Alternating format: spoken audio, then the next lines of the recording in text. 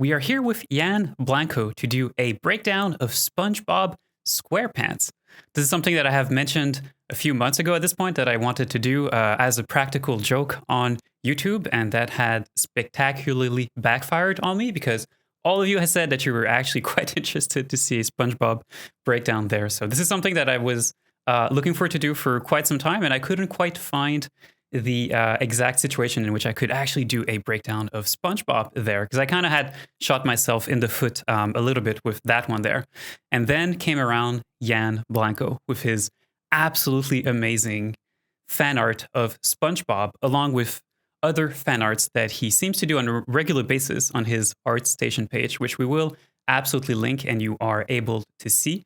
And he does these amazing breakdowns that are super highly detailed of all of these characters from popular media. I love how Jan simply takes these popular characters that are already a little bit disgusting and he just cranks the disgustingness up to 11 or 12. He really has that particular attention to detail, and I really, really, really want to understand what is his workflow to create those. So I'm very, very happy to bring you Jan Blanco to do a breakdown of his SpongeBob character. Jan, how you doing, my friend? Hey, hello, Laura. Hello, everybody. Thank you for the invitation. It's an absolute pleasure to have you here today. So we're here to do a breakdown of your SpongeBob character. But before we do get into that, I think it would be quite useful for the audience that are here to know a little bit about your background. Why is it that you know the things that you know about 3D? And I also know that you do YouTube and streaming at the same time, right? So if you could actually present yourself a little bit and tell us a little bit about yourself, about your background in 3D art, and also where people can see the kind of work that you do on a regular basis. Yeah, so I started with 3D softwares back in 2014 at the Graphic Design University. My first contact with 3D was with Blender software. It was amazing. Since then, I started learning by myself, watching YouTube tutorials, searching for online resources. And after that, I started to work on some studios back in Brazil. In the beginning of 2020, I moved to Canada with my wife and started to work at Tangent Animation as a senior surfacing artist, mostly on the characters. After Tangent closing down, I moved to AP Squared. I am working right now with them. I also do surfacing for characters and mostly for cinematics. So yeah, I started 2D with Blender. I still keep Blender as my main software for my personal works and professional works. But I also learned a few different softwares during my journey to improve my skills like texturing and sculpting. So I hope I can share all my process with this breakdown. This is super cool because Blender is often regarded as a software that cannot be used in a professional setting. And yet you do these amazingly detailed characters. And that is your go-to software. I'm sure you use other things as well, of course. And we know that Blender isn't perfect. It does have weaknesses, especially on the texturing side. But you use Blender extensively professionally, right? Yeah, I think Blender is a very powerful software.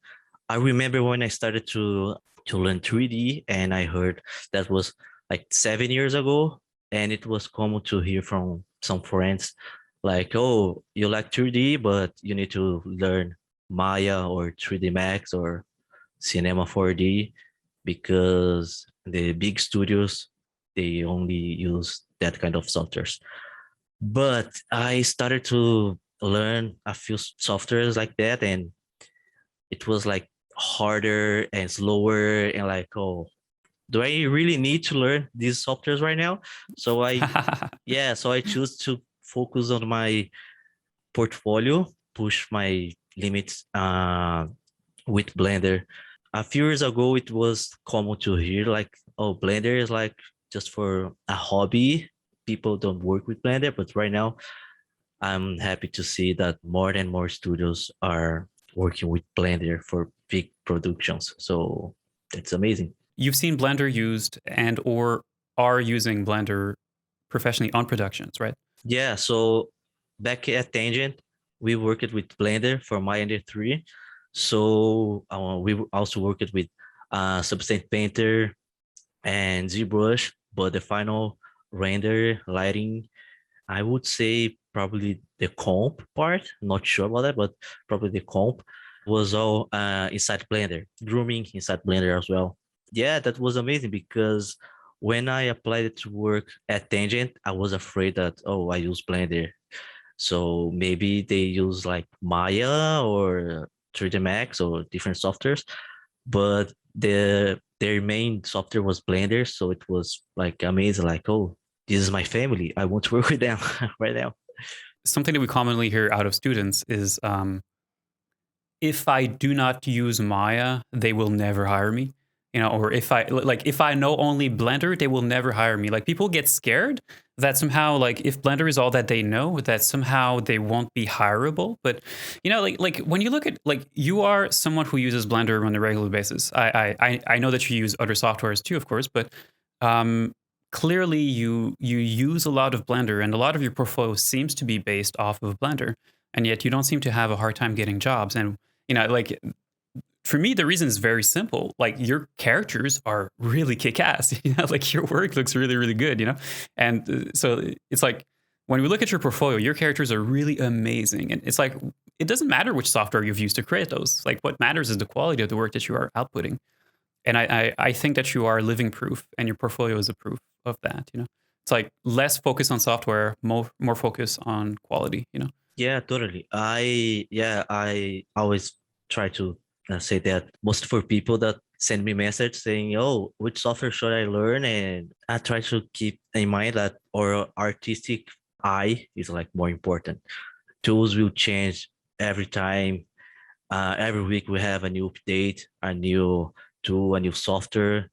This industry that changes very fast. So I try to avoid to keep like very worried about softwares. I keep working with Blender because it's faster for me. I learned Blender first, but if a different person feels more comfortable with a different software, I say, well, go for it. Focus on your art and tools you will learn during your journey. You know, so sometimes I think it's a bit dangerous to focus more on tools rather than art. You know, I mean, probably it depends on the what you want to do in your career, but on my experience, it was a good thing to like focus on my work and my artistic eye and keep softwares on a like second priority, something like that. I 100% agree. I think you have a lot of things that you can teach to people that would be very useful. Where, for people who want to follow you, see more of your work, I know that you have your own YouTube channel. I believe that you do streaming as well. Where can people follow you if they want to see your work? Cool. Yeah. I do live streaming every Thursday. Yeah, sorry. So every Thursday, I do live streaming on my YouTube channel. You can search for Ian Blanco. There is no other Ian Blanco, I think, on 3D stuff. So it's usually easy to find me. So yeah, Ian Blanco on my YouTube. I also share stuff on my Instagram and Twitter. One important thing to keep in mind is that my live streaming videos are mostly in Brazilian Portuguese, but I always answer English or Spanish questions on the chat.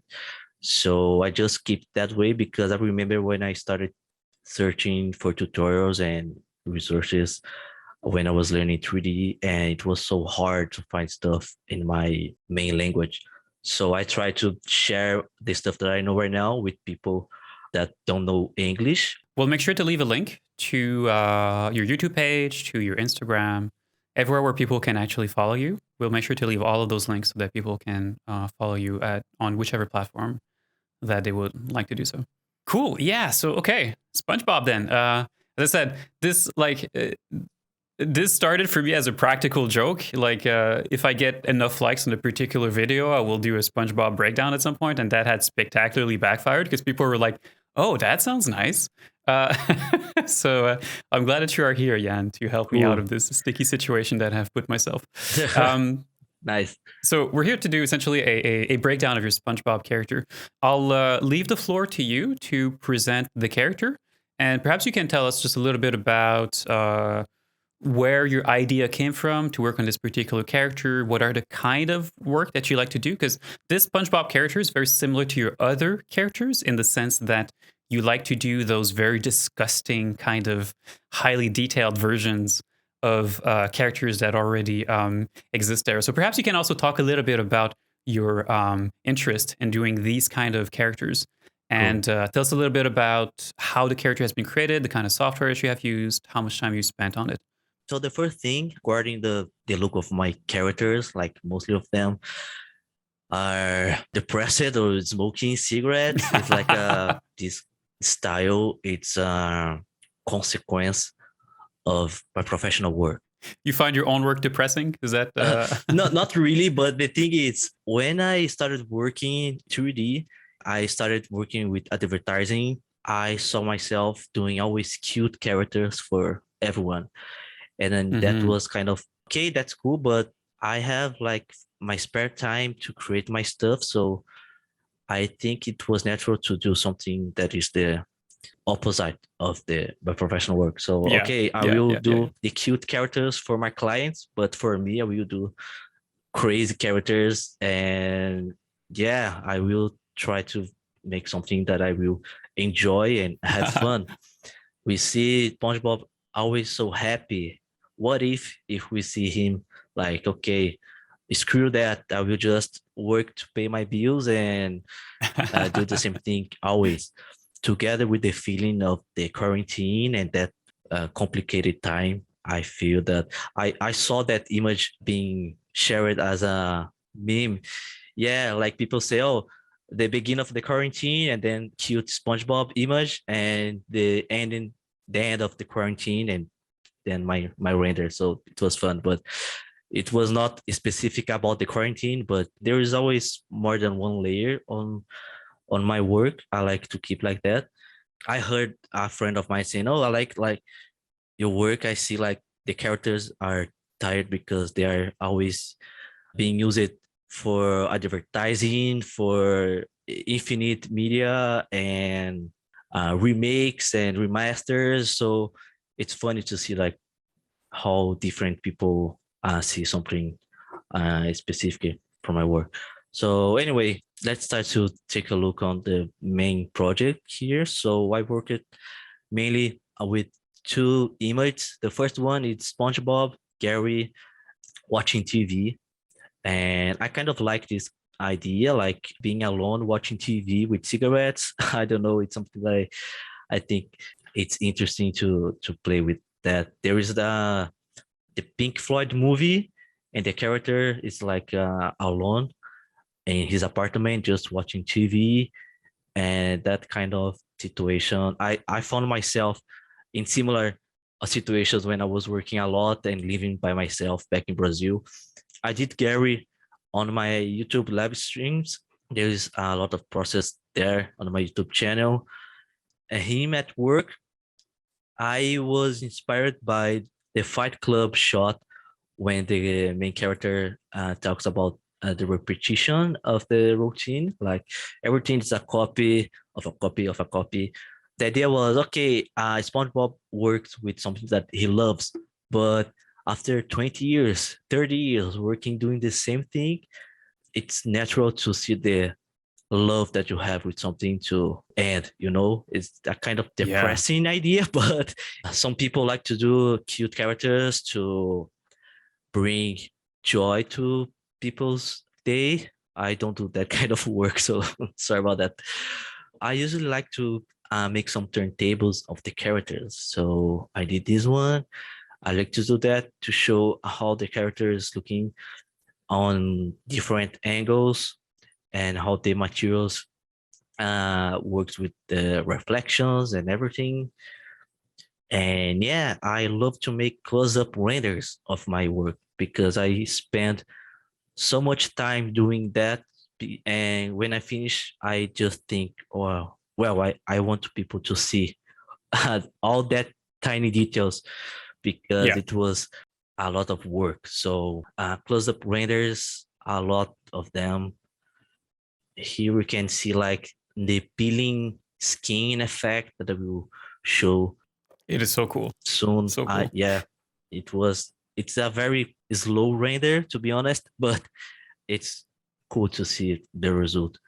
Can you tell us a little bit about the different softwares that you have used to create SpongeBob? Well, I started to be honest on paper.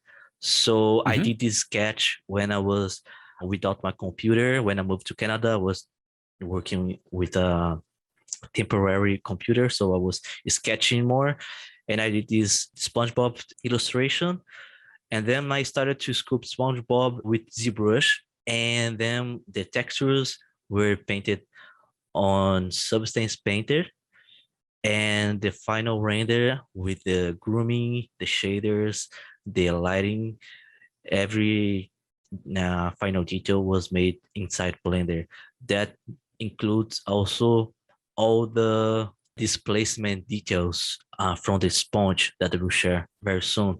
So this kind of sponge effect is a mix of procedural noise in Blender and not hand scooped inside ZBrush. So during the process, I started to think which part of the project would be made inside ZBrush, inside Blender, inside Substance Painter. So I like to split that kind of detail. So I worked with ZBrush for the facial expressions and model details, but the final look for the sponge and the peeling effect for the peeling skin that was inside Blender. And for the Yeah. final image, I also used Photoshop to make like some fog and particles and lighting effect.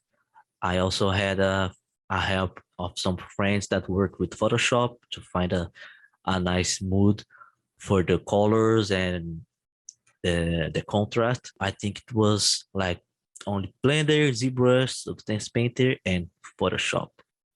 A lot of those details are procedurally generated in Blender. Yeah. I think it would be very, very cool to see what is sculpted, what has been sculpted within ZBrush, and then let's also see what is generated within Blender through procedural textures.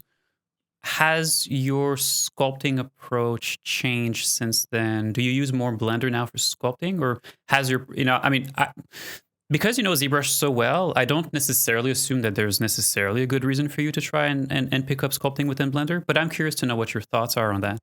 I usually keep Blender sculpting tools for the big picture stuff. So like Mhm. to fix some posing stuff or silhouette or during the blocking of my characters, I like to start with Blender because I can control the main shapes like spheres, cubes inside that. And then I export for ZBrush. The high frequency details, I like to do that in ZBrush. Not only that, like I would say like 90% of the character is sculpted in with ZBrush, but I use Blender sculpting tools more for fixing some stuff or also for props. So when I am working with some props for the environment, I like to stretch a little bit the silhouette, then make the shape more to look more like a cartoon. So for that, I like to use Blender because it's very fast to switch to the sculpting tab, do some changes, and also can save a shape key for that, and everything's non-destructive. I see a lot of people using Blender sculpting tools for very complex characters, but since I am already use it with ZBrush, I don't see a big deal working with ZBrush because it was like natural for me to learn the conversation between the softwares. So I start with Blender, I go to ZBrush, and then Substance Painter, and then Blender again. So it was natural on my professional work, and I kind of imported that workflow to my professional art as well. I really like this particular approach personally. For me, Blender's strengths when it comes to sculpting are the 3D camera, the lighting. I feel as if I personally have a more accurate impression of the volumes that I am sculpting when I am working within Blender because of these things. So, but then again, Blender is not strong when it comes to detailing necessarily. ZBrush's weaknesses are Blender's strengths and vice versa. Like for me, it makes complete sense to say, create a block out of the character using Blender so you can really take advantage of the 3D camera, the lighting, these sorts of things. Afterward, throw it over to ZBrush for detailing, because then you can really take advantage of ZBrush's strengths. And then afterward, once you're done with that, throw it back to Blender for the rendering, for the, I mean, obviously you want to create the details outside, but putting the idea of the texturing aside there, the model afterward, you throw it back to Blender for the rendering, and you can still use Blender's tools, Blender's sculpting tools, if there's any kind of shape adjustments that you need to do. You know, for me, like that's really like a workflow that you really uses the best of every software that we have. Yeah, I totally agree. Like Blender, it's faster for me to start blocking the character. ZBrush is faster for me to sculpting, working with Dynamesh. And I even work with Maya sometimes for the topology part. I feel a quad draw. It's a powerful tool for that. Even though Retopology? yeah, with topology, thank you. Even though Blender has a few tools for that, to be honest, I am just lazy. If you are comfortable doing in a specific way, even if that's not the fast one or the smarter one, if if it's if that still works at the end of the day, I say, well, go for it. It's the final result. It's I think the most important part. Do you want me to show a little bit of the model inside ZBrush? What I'm actually interested, okay, is when we look at your renders, when we look at your characters, the amount of detail there is insane, okay? Like it is insane the amount of details that you put within your character. And also like, even though you do these ultra close-ups of everything, like close-up of SpongeBob's hand, these sorts of things, everything, like technically speaking, it is impressive that you are able to get, let's say, the skin peeling to look as good as it is. It looks like it's hard to believe that all of that is coming out of one single mesh that has been displaced. And perhaps I am wrong, and perhaps it is not that is happening. You have the ZBrush model here. Sure. Bring us from this ZBrush model, show us the steps until you get to the final render. Okay, so in ZBrush, I decided to keep this amount of details. If I started to sculpt the tiny holes for the sponge, that would be very confusing to work inside ZBrush, because for me, that kind of detail would be better to do with a different material layer. So with that, I could have more control of how big the details would be, the intensity. So I kind of did a plan in my head, like, okay, I will have like the character like this in ZBrush, and the final details will be like displacement with noise and some masks to preserve the face of the characters. And yeah, so you can see there's no pores or small details. You can see like the hand has more details than the body and the face. Also, the fabric, we don't see any displays for the fabric, only the main folds. And yeah, after that, I started to paint the textures in Substance Painter. You sculpt this out. Okay. What do you throw in Painter? Is it the lowest subdivision level of the mesh that you have within ZBrush? Have you done separate retopology for these? And if you could also show the UVs for whatever it is that you have within Painter, I would really love that. It's mostly switching from ZBrush, Blender, and Substance Painter, because I export my character from ZBrush to Blender, and then I start to work on the UVs. So let's take a look on the UVs for this character. And for the low res that we are seeing right now, so we are in Blender right now. Yeah, This is the low res that you are rendering, right? yeah. Have you? This is a simple Z remesh. I would say it's probably the remesher. What is important here, and that would actually drive home, is that you're not doing this because you're doing this for in the context of video games, right? You are doing this for because all that you care about is to do a final render that looks great. Like the Yeah, final render is what matters to you, right? So essentially, you're not in a position where you care about optimizing the low res to any degree. You're not going to use this on the production. You're not going to use this to within VFX within a movie somewhere. You just want to have this nice enough topology that is high res enough that you can actually texture it afterward, right? So in your context, Z remesher is perfect, right? Because it gives you essentially a good base that you can UV, that you can texture on top, but you don't have to waste time to try to do this manual retopology. It's going to take you a long time because that is not your goal. Your goal is not to use this in the context of a video game. Am I right in what I'm saying? Or yeah, totally right. When I work with zero remesher, I try to use some polygroups to have like some specific edge flow. Otherwise, we would have like crazy edge loops in the character. But since this character is just for some image and not animation itself, I think a zero measure it's a fast way to achieve a topology that can work for me. Currently, I like to keep my topology with more control, so I do the topology by hand, the topology. But for this character, I probably was just tired and okay, let's go with this zero measure and hope everything will work fine because I didn't have any plan to change his expression a lot, like putting like a smile or something very specific.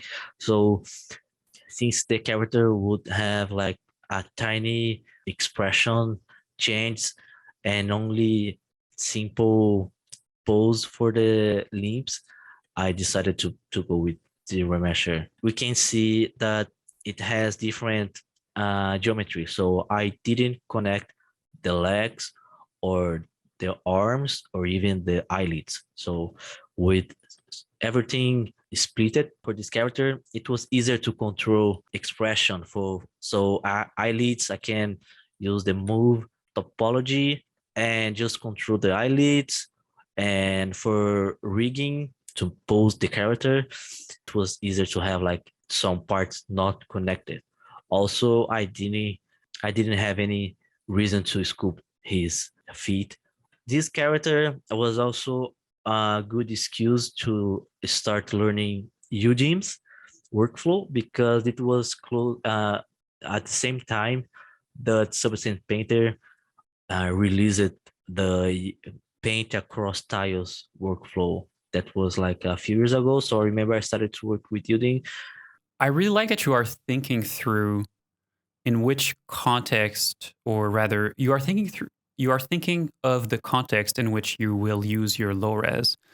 And that drives the choice that you are making of how to do that particular low res. And the reason why I think that's important is because I get questions from students on a regular basis where students will say something along the lines of, I heard from person X that it is okay to use ZRemesher, and so I've started to use it. And then I've heard from other people that have told me not to use ZRemesher, that it's bad to do so, and that I should not have used that, and that I should have done something else. And for me, like, you know, 3D wise, 3D is a very subjective thing. People have different opinions, and people often give advice through a particular lens that they are working within. Um, and it's always good to think about in which context something is used, because ultimately what you want to be doing is to always be thinking about, okay, in which context would something be used, and therefore which technical approach is appropriate in that particular context. Like, Z-remesher is great. Manual retopology is great.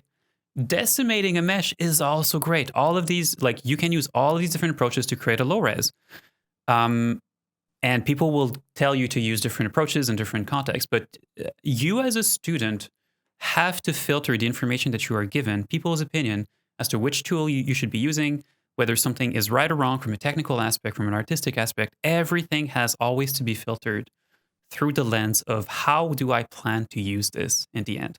You know, Z-remesher often is not a great idea when you are building a portfolio where you want to work within video games, or even if you want to work within VFX, you know, like if your goal is to build a portfolio and show that you understand the technical aspect of how characters are created in a very clean way to be used on the production, Z-remesher probably isn't what you want to be using. Or you could use it as a base, you could do a manual retopology on top.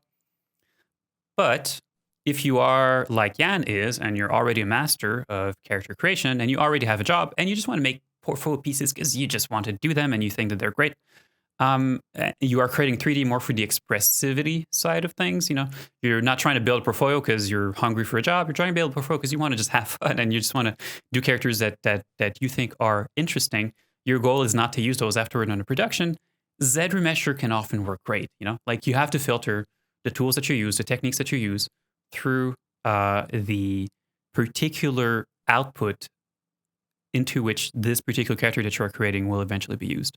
Anyway, I just wanted to drive that home because I think that this is important, because I get a lot of questions like that of students of No, person X said something, person Y said something else. How do I reconcile these two things? Well, it's possible that the advice that you got from those two different people were actually meant for different contexts. You know? Yeah, I totally agree.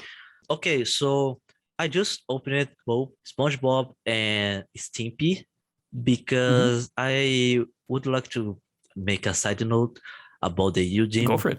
workflow. Yeah. So 2 years ago, I was starting to learn Udemy. So the way that I worked it with SpongeBob wasn't the best way for the Udemy workflow compared to my current workflow. So we have here SpongeBob, and it's split with every tile of this UV has a different material. So what I usually do is to currently my workflow is to put just one single material for the entire character, and I split the UVs for different tiles. So I would like to compare my latest project, how that is organized. So one material, multiple UDIMs, right? Yeah, that's correct. Yeah. So my texture set list, it's only a Stimpy matte, and each tile it's a part of the character. So I usually put the correct naming to avoid confusion, and then I organize with folders which tile I am working. So one folder for, I can split one material with more than one tile. So for the body, we have 2 tiles because I wanted more resolution for that. And yeah, so I believe for me, this is the faster way to work with UDIMs. 2 years ago, I was kind of lost and I was just working and try to learn. So this is why, this is how I learn stuff. I do personal projects and I use that as an excuse to learn new tools. So anyway, let's take a look into That's pretty SpongeBob. Cool. So you're saying that you prefer to do the approach in Stimpy now, which is that you have one material, but you have multiple UV tiles. Whereas on SpongeBob, you have multiple materials. You said that it is faster to work the way that you're working on Stimpy. Could you elaborate on that? Could you tell us why? Okay, so when I keep everything in one material in Substance Painter, I feel that's easier to work with the textures inside Blender. That doesn't mean that I keep just one material for the entire character. So what I do is, for example, with Stimpy, I export everything at once. And inside Blender, I make a different material for the belly skin and a different material for the nose, for example. But when I import the textures, since every texture is part of one material, it will be easier to update the texture. So I just import everyone at once, and then it will be faster. In my SpongeBob workflow, I needed to import every single texture because they had different naming. So I didn't have the correct Udemy workflow for that, I believe, because when I work with Udemy, I like to import every single texture tile at once. So that saves time for me. It makes sense. Also, I assume in Painter, if you have different materials like these, there's probably a lot of work that you have to do across all of the materials, right? Like the material that you're using for the body might be the same material you're using on the eye, but since there are right now two different materials, then you have to configure them individually. You have to set their parameters individually if you want to change the Yeah, parameters within Painter. So there's just more work. Whereas, like you are using essentially the same textures across, right? You have albedo, displacement, you have roughness. I'm I assume you're using all of these textures, subsurface. So you are essentially using the same set of textures across all of the materials that you have. yeah. So why have multiple materials if you are using the same textures? You might as well just have a material and then change the values through the textures as opposed to through the materials. Does that make sense? Is that Yeah, the perfect. idea Yeah, here? yeah. Thank you for bringing that because that is also one issue when I worked with SpongeBob. So I did like the material for the pants, and then I needed to copy the material and paste to the tie material or the t-shirt or the socks. So when I work with just one material, I can just duplicate the material and put inside the folder that I want. So it's faster, Yeah. it's easier, and I can also isolate here each tile inside Painter, so that allowed me to paint with more precision, different meshes. So yeah, this looks so faster for me and easier. And I don't know why I was just lost working on SpongeBob. It makes complete sense. And also, even though you are using all these different UDIMs through one material, you can still control the resolution of each UDIM independently within Painter, right? Yeah, that is On correct. Stimpy, right? Like, Mm-hmm. because we can see within Stimpy that you have some of your UDIMs have a 256, some of your UDIMs have a 2K. So you Yeah, can actually individually control the resolution of each UDIM, even though they are all part of one material. yeah, this is what I do. So when I start to focus on painting a specific part, I increase the texture size and I decrease everything else just to save a bit of memory. Hmm. And yeah, so I love working with Eugene. I remember how confusing was that when I was learning at first, but after a few attempts and a few personal projects, it got easier to understand. And right now, I just keep two gyms for my characters. It's so easier. All right. Tell us about the details then. So we've seen the ZBrush model. We've talked about the retopology, the UVs. Now we are within Painter. And Cool. so what is done within Painter and how do we afterward get that within Blender for rendering? Cool. So inside Painter, I usually import my normal map from ZBrush. So from ZBrush, I export my displacement and normal map. But when I export displacement, I like to keep the settings like mid zero, 32 Yeah, bits, 32-bit. Yeah. and EXR. Yeah, smooth UV is turned off. I think that's probably important to mention. Okay, yeah. So this is something that I usually You turned get. that off, right? Yeah. Yeah, it's off. But to be honest, sometimes I just check which which which way is working. So I export if something is wrong, I go and I try smooth Mm. UV or inside the geometry, I check if it's smooth UV, it's also enabled. So to be honest, Aren't you gonna have issues though if smooth UV is turned off right now? within your Yeah, displacement it map export settings, depends. but it is turned on within your geometry? Yeah, I was working on a different asset on my latest live stream, and it was like a hard edge asset without the UVs and with or without, I don't recall correctly right now, but I saw a few issues close to the seams of the UV. If you can keep smooth UV off everywhere, you will make your life much, much simpler. Okay. Especially if you are in the context in which you are doing these. Smooth UVs, like it takes your UVs and it it essentially applies a smoothing to them as you are subdividing, right? Yeah. Um, the problem there is that you are subdividing in ZBrush to bake out the displacement map.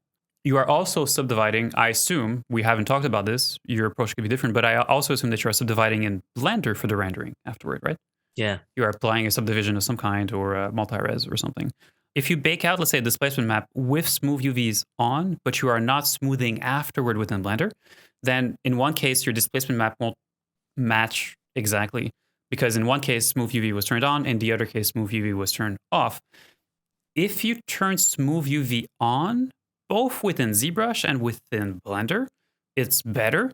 But the problem there is that you don't necessarily have control over the algorithm to smooth. And it is very possible that the algorithm to smooth might be actually a little bit different between what is happening within Blender than what is happening within ZBrush or in any other software.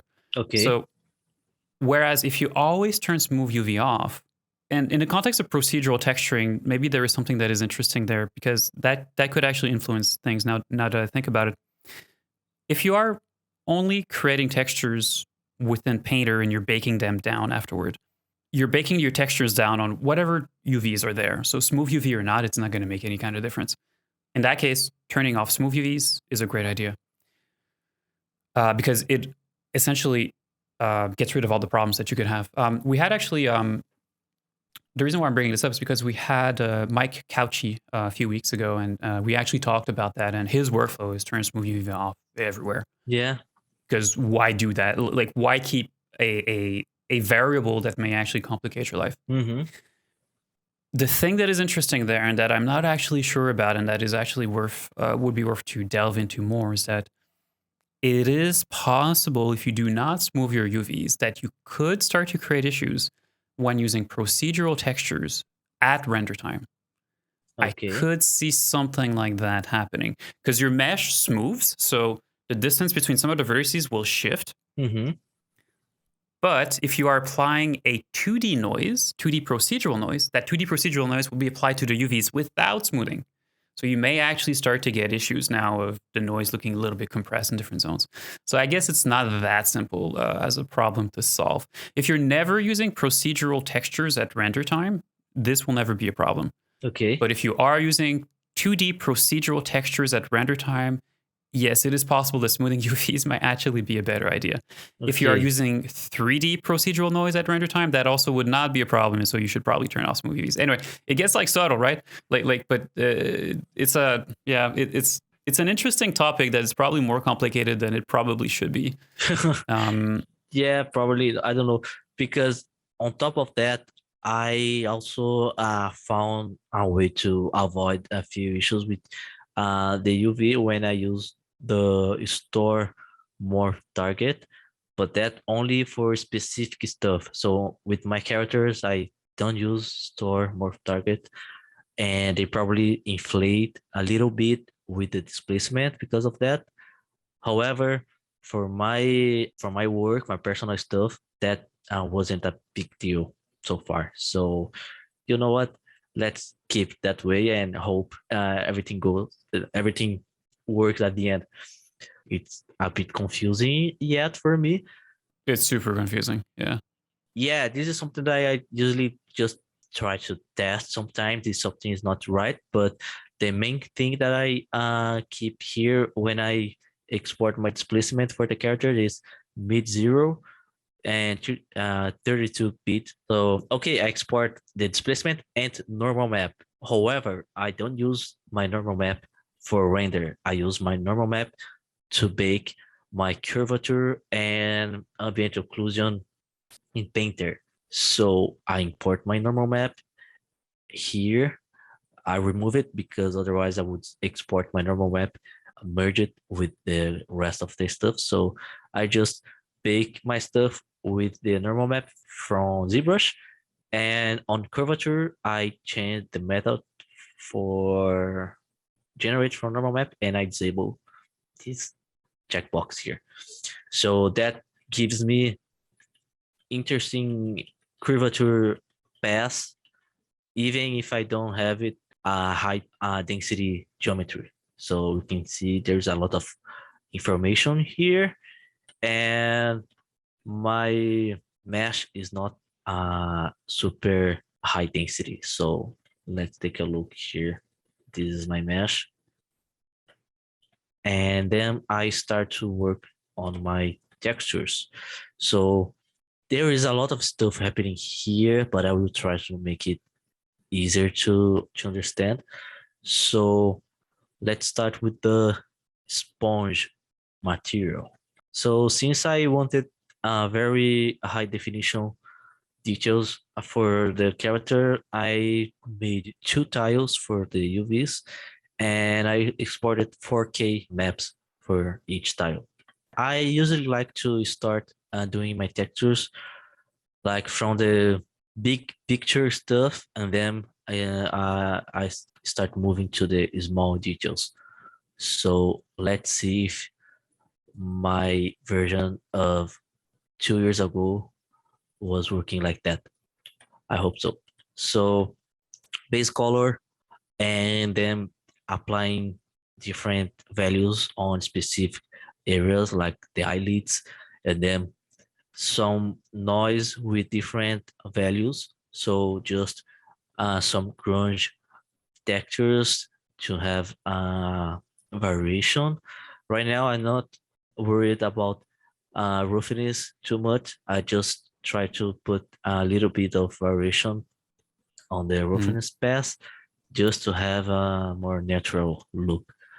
Cool. Are these are not individual to create one of these? You're not starting from a material and then modifying. You're just creating a new fill No, layer and then you're applying a bunch of noises in there or paint yeah, layers. yeah, it depends on the And, material.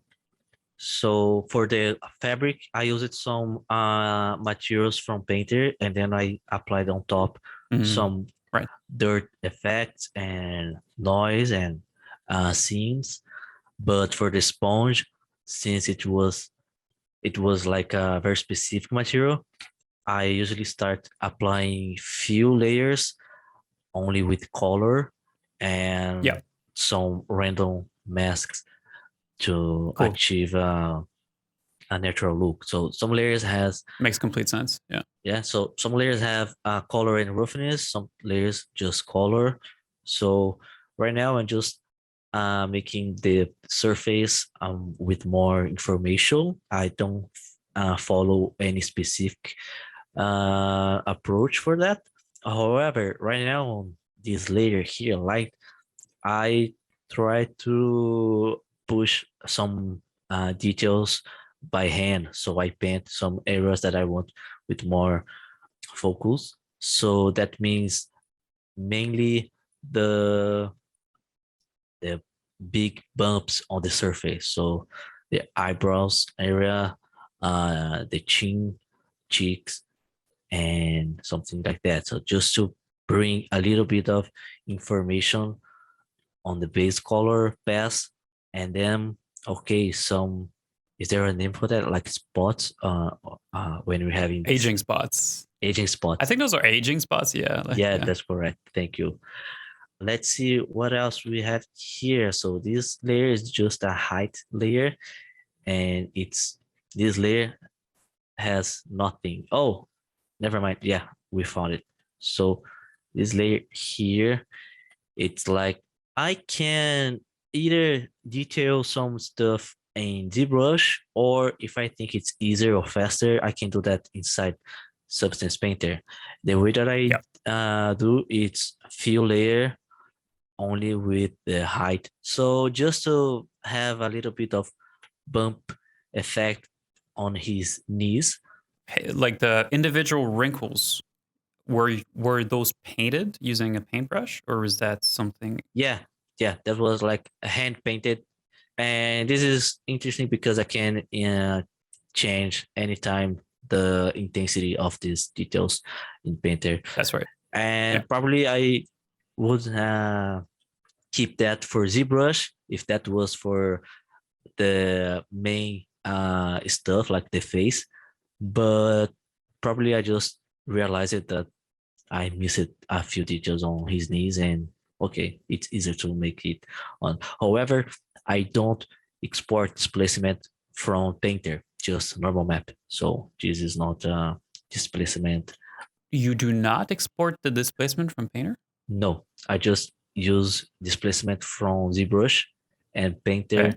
I use only normal map path. Okay, so right now a few layers for some veins. Sponge usually don't have veins, but it's funny to play around with that kind of idea. Like, It's so disgusting. It's so good. Yeah. yeah, I usually get inspired by the popular close-ups from the show. So you can see like from shows like SpongeBob or Ren and Stimpy or Flapjack, they use it to call that gross up shots. So it's when they Gross ups. make one single frame with a lot of details and crazy stuff on the characters. So I like to play with that because it's funny to see like a sponge, but at the same time it has veins or bumps or organic details. It's cool to play with that. I also included a few more details, color details, like a more darker color for the eyelids. And something interesting to keep in mind is that during this pass, I am also exporting to Blender to make renders and check every time. So I don't Yeah. do everything here and then, okay, it's done, let's finish. No, I can also show a little bit of the folder, the render that I did, just random renders during the process. So yeah, it started like this. It's not the best character, but it takes time to improve the model. So I usually make a lot of renders and test the displacement, details, shapes. This probably is the first pass of textures, so nothing much, nothing specific, just checking if there is no issues in the UVs or something like that.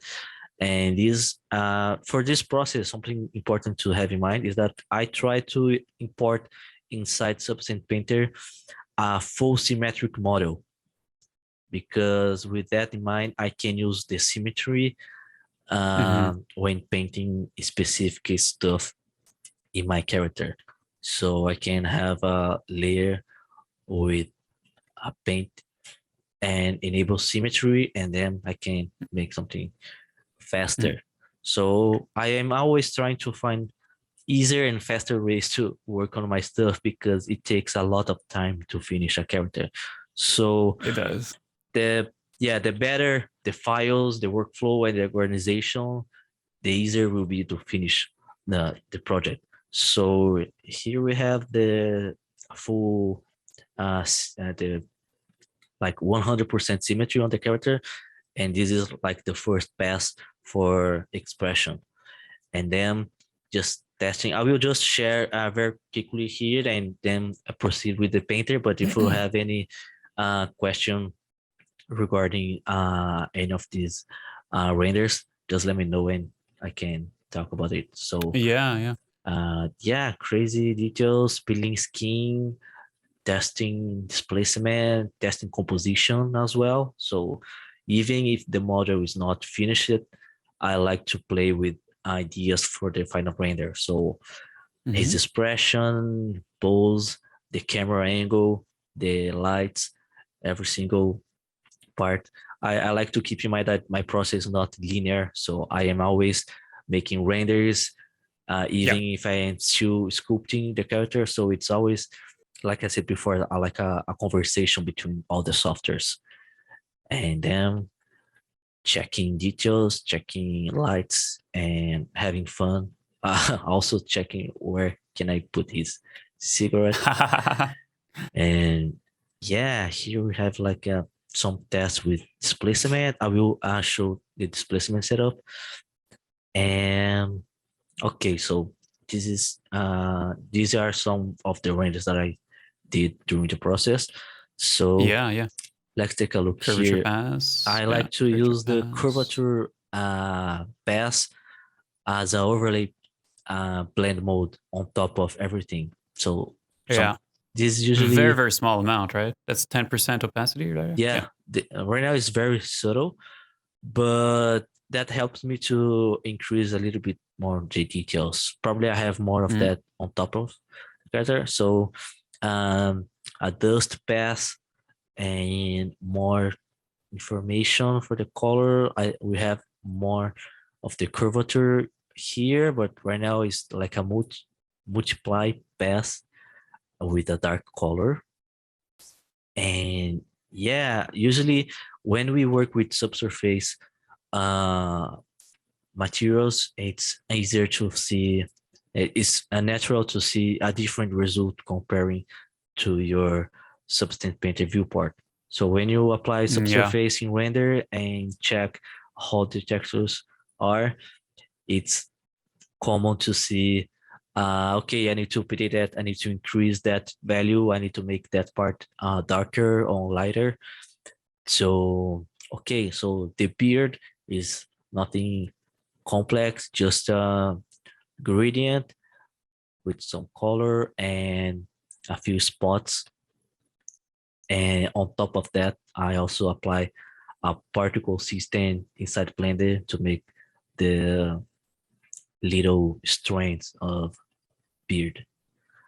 Mm. And okay, here I started to push more the color information for the main holes of the sponge. So these holes I made inside ZBrush, and I avoided to apply them too close to the face because I wanted, like, even if I apply a lot of detail on my character, I always try to keep in mind the balance and to keep the point that I want to be the focus of the characters, to make that like more like cleaner compared with the rest of the character.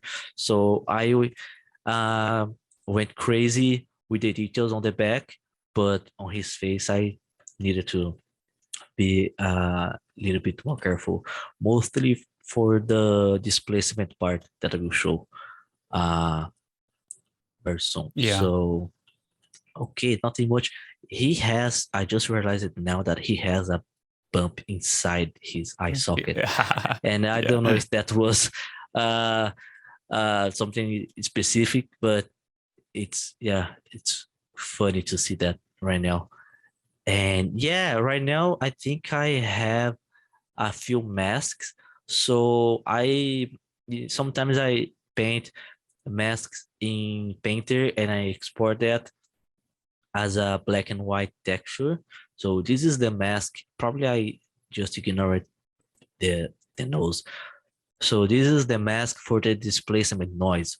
So I avoided to apply too much noise on his face, but for the rest of the character, I wanted to have that sponge look. So let's take a look inside Blender. So we are headed into talking about the displacement here.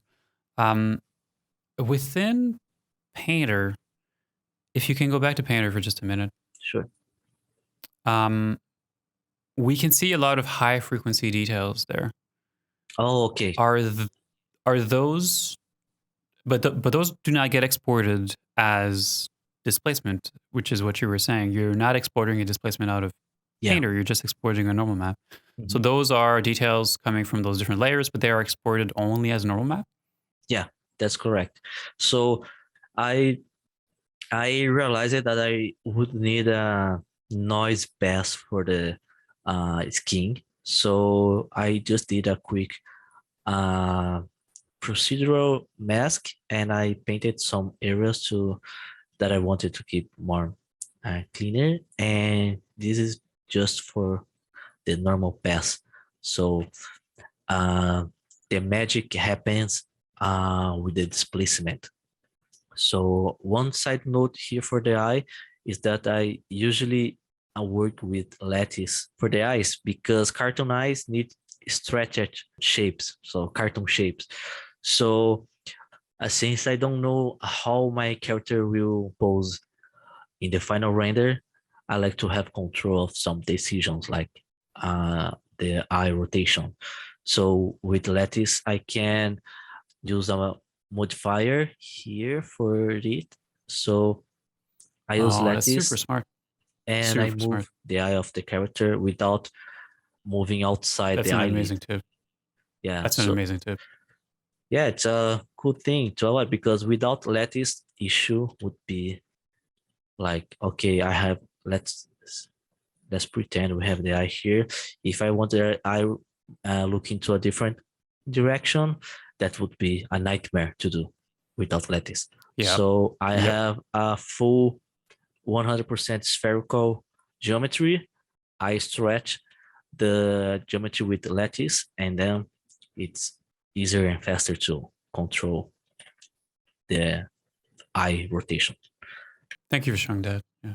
Okay, so I rendered SpongeBob with cycles render, and the shader of the main shader for the body is like this guy here.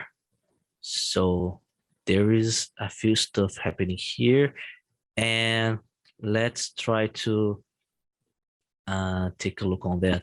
But first, just to keep easier to understand, let me show this quick breakdown that I did, so it will be easier to understand. So we have right now like SpongeBob only with the textures without the normal map. So it's only substance painter textures, color, roughness, and no subsurface scattering yet. I mean, for the sponge, let's ignore the fabric and teeth. The next pass is to apply the the normal map from painter. And on top of that, we have the subsurface. But the subsurface, I needed to split on two different subsurfaces because we have in Blender two kinds of subsurface. The random walk, and now we have three after a few updates. But okay, I use most of the time the fixed radius. This subsurface here, I have no idea how to spell that, like Christensen Burley. That sounds pretty good. Okay, so random walk works pretty well for skin materials. However, since SpongeBob it's and sponge, like his name says, this subsurface was working better for the sponge look. So I needed to make a blend with the for so I wanted random walk for specific areas and the Christensen Burley for different ones. So I did a quick vertex paint here in Blender, and then I used the vertex paint as a mask. So I applied random walk for eyelids. Let's double check. Could you explain? Do you think you'd be able to explain the difference between Random Walk and Christensen Burley? Let's make a quick render and compare how they look. So let me decrease a little bit this stuff here. And okay, let's make a render with random walk for the full body. And let's see how that looks. How drastic is the difference between those two? I believe that random walk can push more detail in the subsurface material. So you'll see more like a darker area inside the details of the wrinkles or something like that. However, I wanted to keep the sponge look for the material. So when I work with materials that have subsurface but they are not skin, sometimes the burley subsurface works better. So for this character, it was a bit tricky because it was a lot of tests to see which subsurface was working better. So I Oh came yeah, it up makes a with, huge difference actually. yeah, Yeah, so let's compare. you can really tell. Yeah, This one's a lot softer. Wow, like this is yeah, night and day it's actually. That's crazy. a Like difference. Yeah, just a yeah. single change, and we have like random walk here and burley here. So I like it the look of the sponge with burley. However, for the more organic feeling, the eyelids look it better, and the limbs as well look it better with random walk. So random walk for limbs and eyelids, and burley for the body. So the way to split both subsurface was making a mask with vertex paint, and inside my material, let's just push here a new window, and then I just make a mask here, use it the vertex paint, and then we have the burley for the body and the subsurface random walk for the limbs and eyelid. So this is why it was tricky, because I needed to control where I wanted specific looks. So it was all testing and double checking all the renders. It looks like cheese right now. It doesn't look like Yeah, sponge. You know? yeah, you're correct. So I still wanted to keep like the sponge look. Yeah. So we have, for the final render, we have this version that it's a blend between the render walk, burley, and then the best Mm. of them for the character. And then on top of this subsurface, we have the ZBrush displacement. So ZBrush displacement does only main details for the wrinkles and some uh, expression marks. And on top of that, it's the look for the That's the magic. sponge. So That's the magic. that is a crazy, I will try to show the notes, but I have no idea how I did that back in time, because it's so confusing. But I will show all the notes. But yeah, it's everything like procedural noise and a mix between positive noise. So we have like some parts going to outside the model, and negative noise. So we can see some holes here on the character, mainly on the hand, for example. When I started to play with the noise displacement, it was easier to control that inside Blender, because I just have a scale parameter to work, and then I can test different sizes and densities.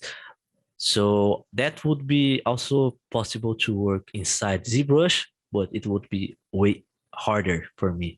So painting with brushes and exporting and making updates, it would be like a nightmare. So I like to Mm. keep, like you said before, to use the best of each software inside my workflow. After the sponge displacement, we have some grooming. So the grooming is not a big deal for this character, mostly noise and size variation. We can see like eyelashes, eyebrows, the beard as well, and the fabric. The fabric, I like to put some particle system for the fabric. It looks cool, and a little bit here on the tip of the nose as well, because it's gross, so it works good. The last pass for the look dev, it's the peeling effect. So we'll show that Mm-hmm. as well, but let's compare with and without the peeling effect. So the peeling is like a second mesh on top of the character. It's a second mesh on top. Yeah. Yeah, on top of the character, we have this peeling skin.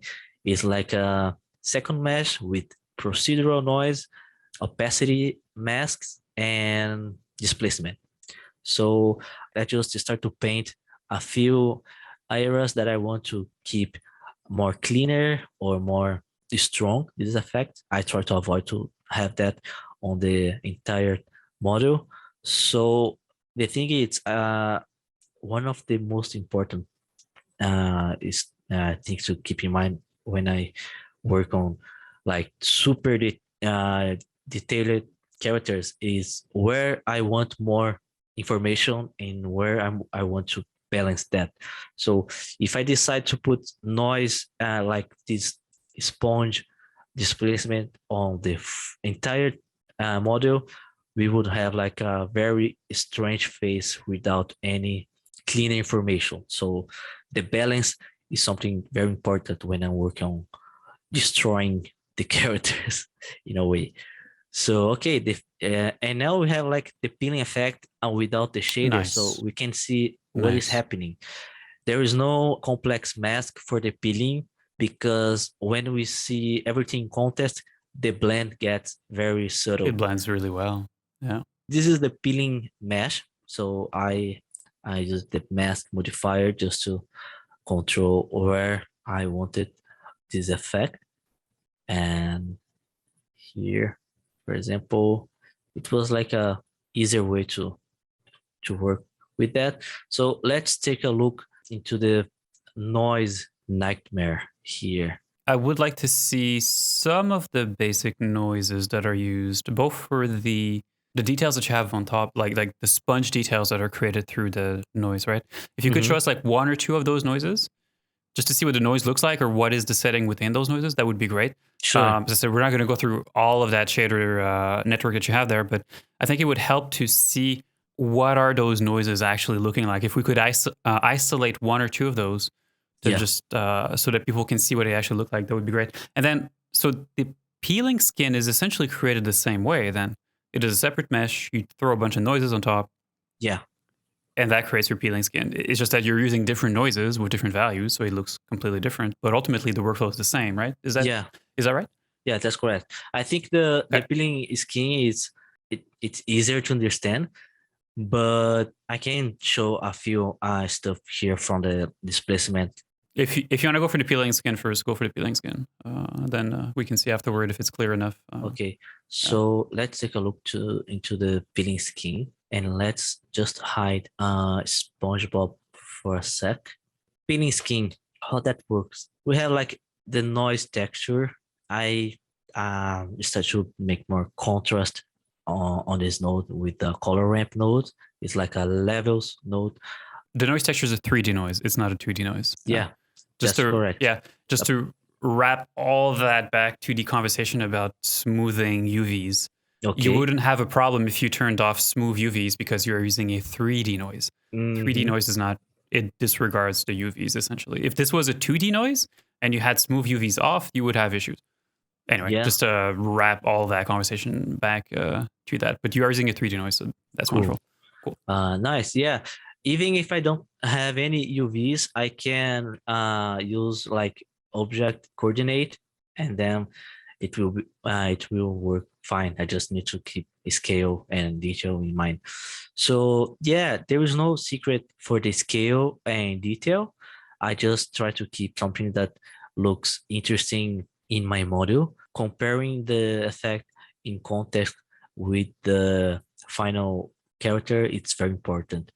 So after having more contrast on this effect, I have here a blend with the texture paint, because the texture paint is the way that I will use. Also with the modifier mask, the vertex paint is the way that I found to control where I want more or less effect with that. So controlling this effect, it's also important to avoid too much detail on the character, and that can make it look a bit strange. So it just multiply node RGB, mix RGB.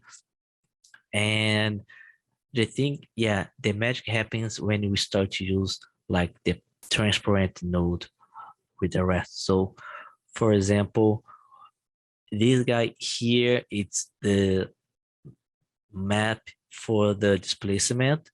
So I use a very subtle value for the displacement. We can check here. Let me open a HDR. Something very important about the peeling effect and the peeling scheme is that we need high subdivisions to work, because that it's like 100% displacement. So without polygons, we don't have a good effect. So we have like this effect with the displacement. On top of that, we will mask like the more positive parts of this mesh. Does that make sense? Yeah, I think it would be easier if I show here. We have the displacement happening like that in the mesh with a noise. And we will use the same noise to make a mask just on top of these Right. guys. Yeah. So with that in You are mind, making those disappear. Yeah. So you're masking out the based on the levels, essentially. yeah, that is correct. Yeah. So the result will be like that.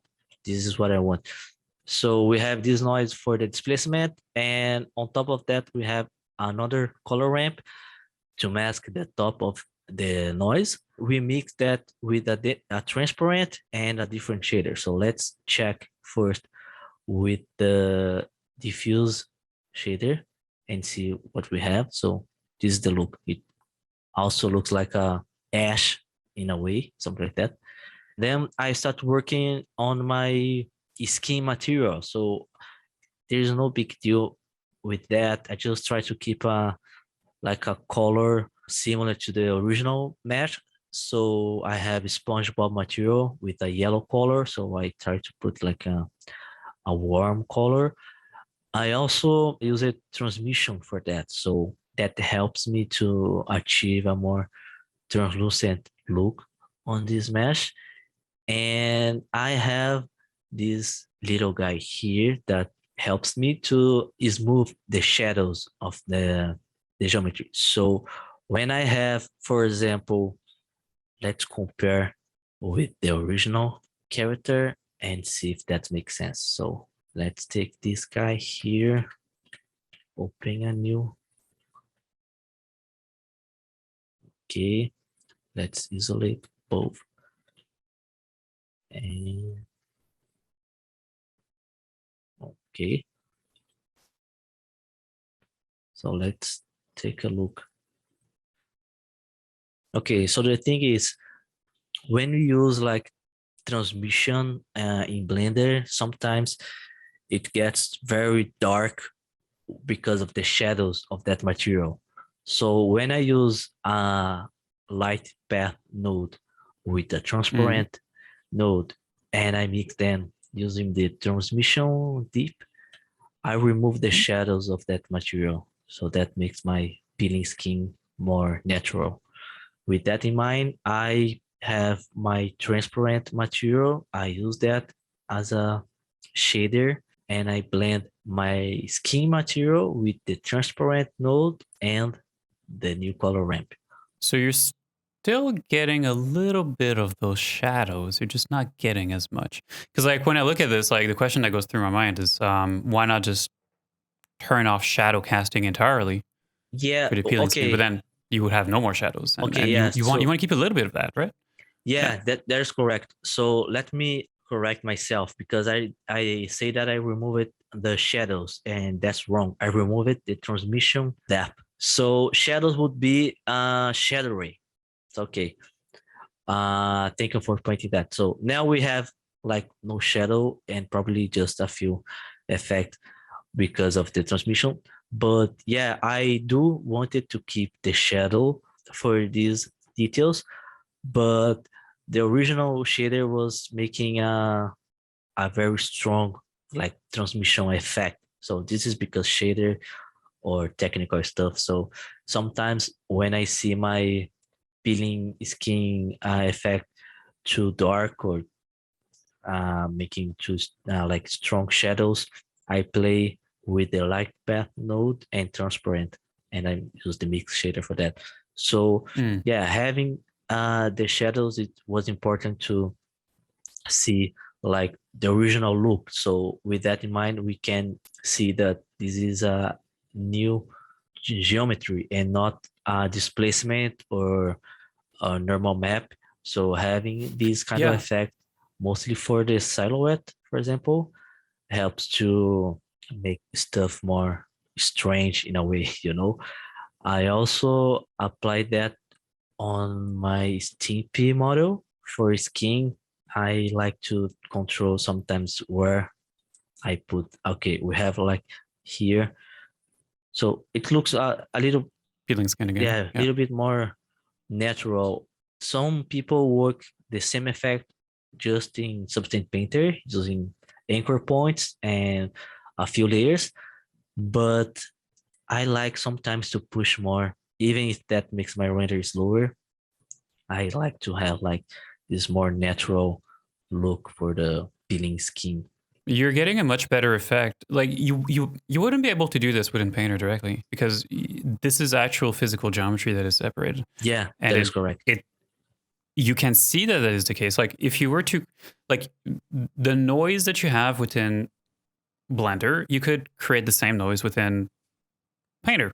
You could do this the exact same noise, but the problem that you're going to get is that then you have to bake that out as a displacement map, and you're going to get a much lower quality afterward render out of it, um, because it's a displacement map. So like your polygons, like in your case, since it's a separate mesh, the polygons of the flaking skin really are separate polygons that are on top of the skin. You get better shadows, you get better rendering, you get better Yeah, transmission. Everything is better than if you had the exact same effect, but created in Substance Painter and then baked out through the displacement maps. yeah, that's correct. I see some people using this peeling effect sometimes, like only with textures for like walls, for example. So it depends on how much detail you want to apply on that. So if I am doing a peeling effect on a wall that is like in the shadow and the background of my scene, I would probably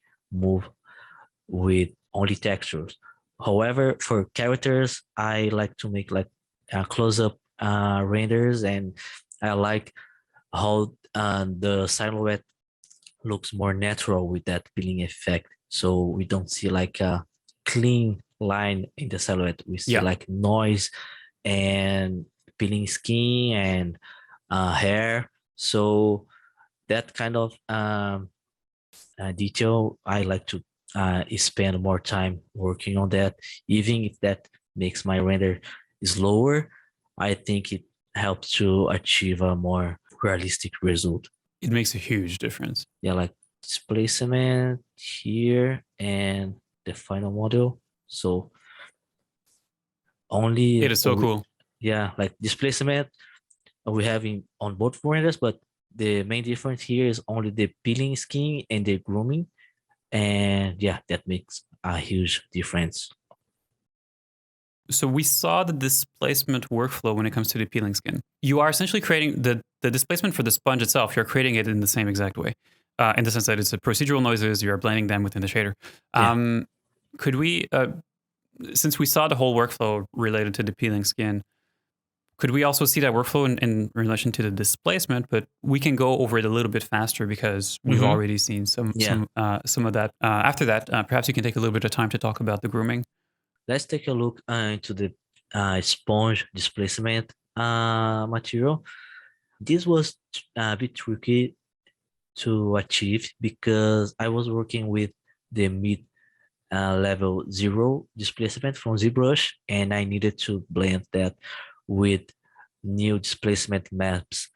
So I would say that noise texture is like my main texture for 3D art. I use noise texture for almost everything. I love procedural 3D noises too. They are amazing. They It's are amazing. amazing. I Yeah. love noise texture. Yeah, what I decided to do here was I have my displacement from ZBrush, And on top of that, I made a few maps for the sponge displacement. So that Hmm. means a few noise textures, but also Voronoi. The Voronoi was helpful for the more circular spots on the displacement, and the noise texture was better for the more irregular shapes for the displays. So we can see like there is a lot of things happening here. Let me try to switch to the material preview. Okay. So yeah, the tricky part was to blend everyone. So I just played with a few nodes. So we have like math node here, and I was just connecting stuff and changing the blending mode. And yeah, it was a nightmare, but it worked at the end. Mixing the ZBrush displacement with a new displacement, I realized that I can use mix RGB to mix displacement materials, and that was crazy. So I have the mask for the noise texture here. The mask was used to blend one displacement with other displacement with another displacement using a mix RGB, and I didn't have idea that was possible. So we have like this height of displacement and this one being blended by procedural and also hand painted. So with this SSS mask is actually a mask that I painted to control where I wanted some kind of noises, because some noises were too Hmm. strong for the limbs and eyelids, so I needed to split them carefully. Mixed nodes, of course. If the FAC value is set to 0, then it will use color 1. If it is set to 1, it will use color 2, right? Just to Yeah, that is clarify correct. that. Okay. Because like if you use the math nodes and you use multiply, add, like the math is different. Of course, if you use add, it's going to add the values together. So it is additive. You're not replacing. You cannot mix essentially because you are adding the two together. If you do multiply, of course, then the math is different. But mix is essentially just, I guess, would call that a lerp too, like a linear interpolation node, right? It's like lerp. It's like if it's 0, it's one value. If it's 1, it's a different value. And if it's Mhm. something in between, it's going to blend between the two. Yeah, thank you. Uh, That's correct. Mixing my procedural noises with this different displacement using mix RGB. We also have some bath nodes here to blend more noise with the original ZBrush displacement. And at the end, we have the final mix RGB connected with on the displacement output and not a displacement node. So this is kind of crazy for me. It was the best way that I found. So if I change the size of my noise here, so we have the raw noise texture. If I change the size here, yeah, there you go. So we see in real time the size of the noise changing. That is very, very helpful when I am working with look dev, because I don't have a specific target in my mind. I sometimes test, do renders, double check stuff, and when I see something nice, I keep that way. So this is why I like to control some stuff inside Blender nodes rather than sculpting by hand every single spot in ZBrush. it's a very smart way to work. And of course, like you are saving time because your noise is like, you don't have to place every little spot, right? So you can Yeah, just, it's a very smart way to work. Like I also personally love to use noises, blend noises together because it gives you great results. If the blending is good, of course. It's fast to do. It gives you very sharp details, and you can yeah, have these at any resolution that you want. You know, yeah, so you have to work. You're not bound by the resolutions of your textures either. You know, like it's a fantastic way to work. yeah. This is Uh, why I love to use noise, because when I do my close-up renders, it's easier to have like uh detailed parts because the procedural maps will have like infinite resolution, so that helps me to achieve a more detailed character and material as well. This is very cool, Jan. Thank you for showing us all of this. Can you tell us now a little bit about grooming and Sure. what's going on there? Grooming, nothing complex happening here.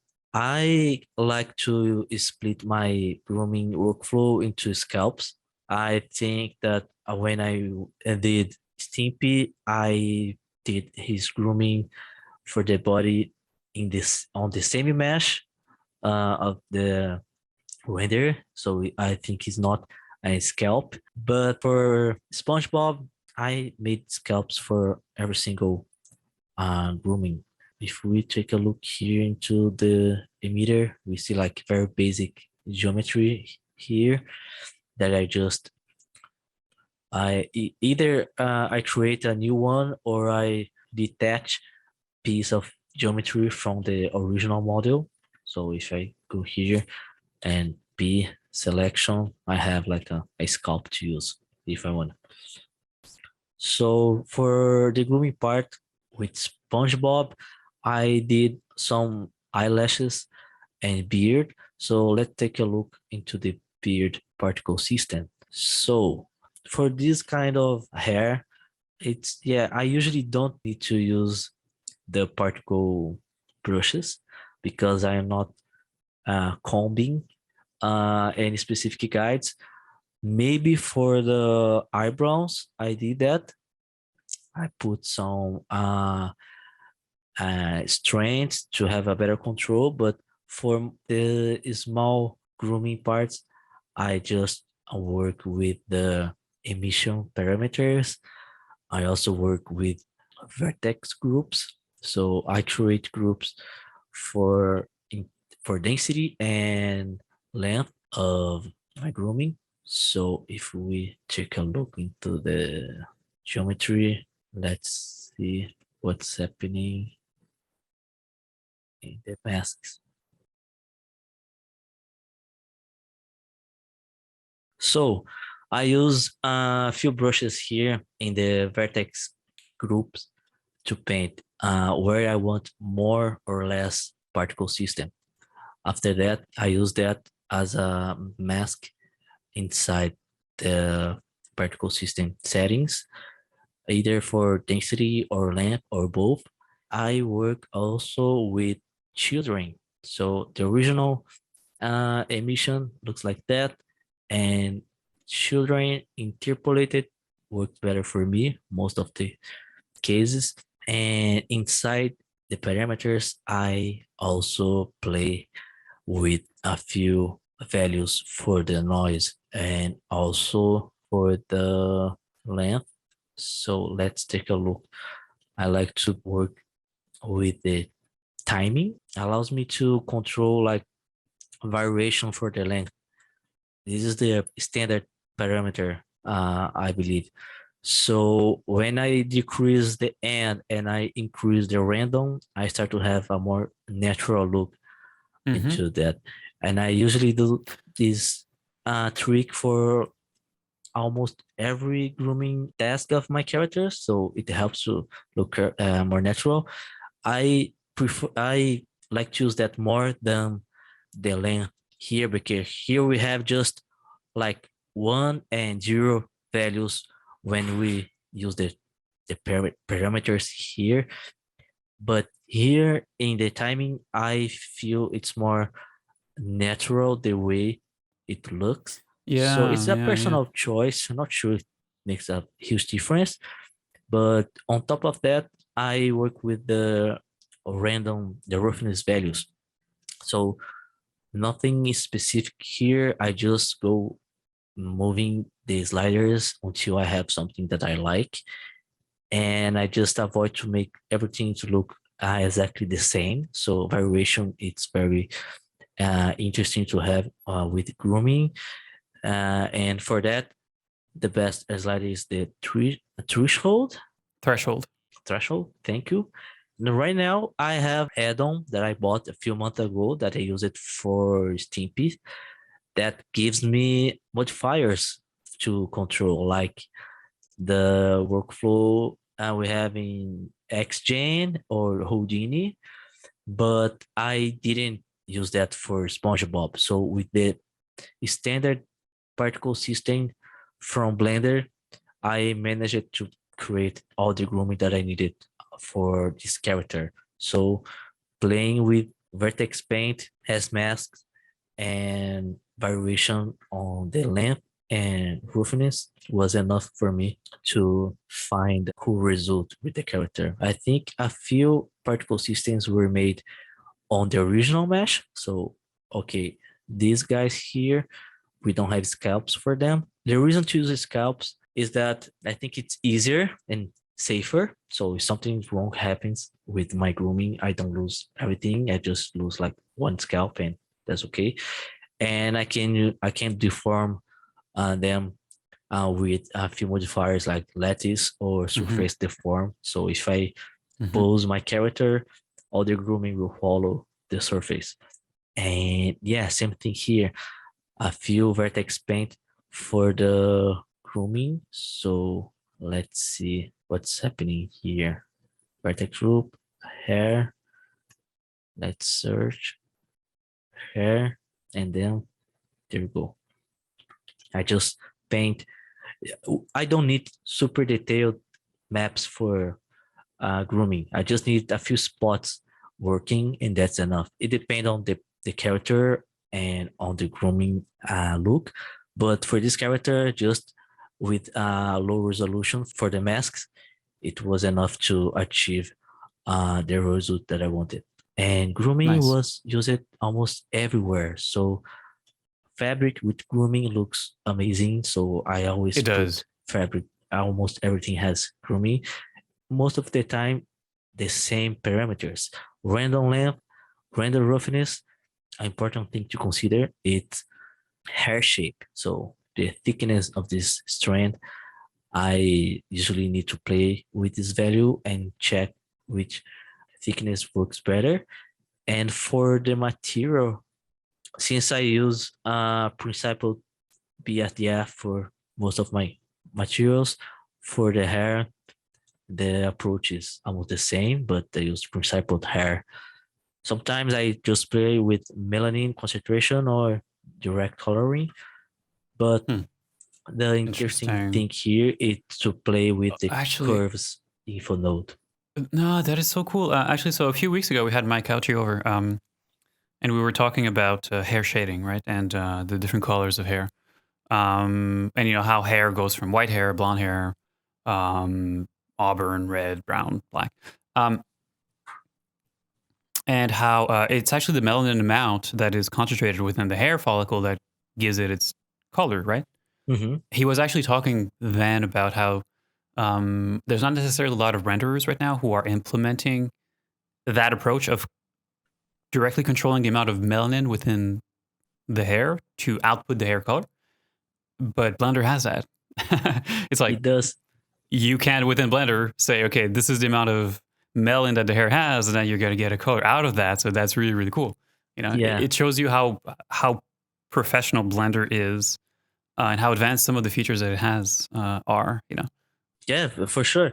I usually work with low melanin values because since my characters are cartoon, I work like with a specific color on the tint parameter. So the curves node, curves info, gives me a few interesting parameters like the intercept. So I use it that more on Stimpy, but here we can double check if I reset my color ramp. The intercept here gives me control of the color from root to tip.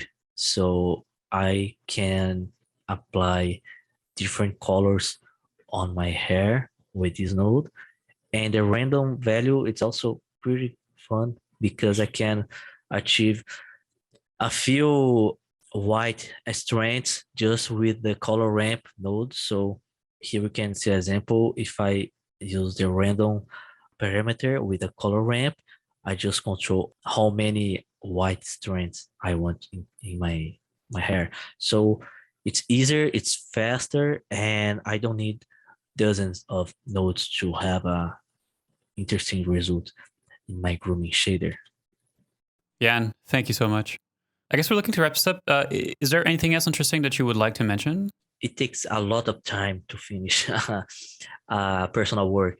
So sometimes it's good to have like patience and don't overload yourself, because I found myself in the past trying to make more complex artworks, and it was very frustrating to not finish them. So sometimes we just forgot to be more honest with ourselves. So the thing is, it takes time and it takes patience. It takes a lot of crashes and corrupted files, and 3D art, it's almost most of the time just trying to find what is wrong and fixing bugs, and it's crazy. But take your time and don't try to rush things. Art takes time, and it can be dangerous for ourselves to be very hard with us, to work faster. Oh, I need to work, I need to make 10 projects on my portfolio, I need to work every single minute of my day, and sometimes that doesn't help at all. So yeah, just enjoy the journey. Enjoy the journey. Yeah, it's gonna be a long one, so you better make sure that you do things that you enjoy and that you work on characters that you enjoy to work on. Thank you so much. This has been wonderful. Thank you. Yeah, thank you again. It was amazing to share some of my stuff, and thank you.